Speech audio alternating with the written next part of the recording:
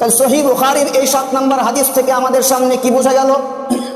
আল্লাহ রাব্বুল আলামিন, আল্লাহ রাসূল সাল্লাল্লাহু আলাইহি ওয়াসাল্লাম যে 5টা জিনিসের উপর ইসলামের ভিত্তি বলেছেন, ইসলাম নামক এই তাবুটি যে 5টি খুঁটির উপরে স্থির রয়েছে, এগুলোর 3য় নাম্বার হলো যাকাত।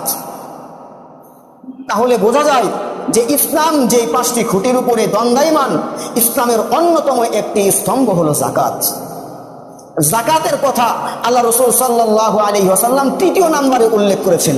প্রথমে ঈমান, এরপরে নামাজ, এরপরেই যাকাত। আমরা কি বলি? ইসলামের ভিত্তি 5টি।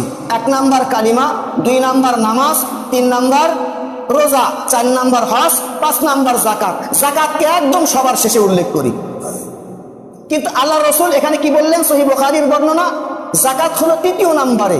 এর থেকে বোঝা যায় যাকাত ইসলামের অন্যতম একটি গুরুত্বপূর্ণ স্তম্ভ।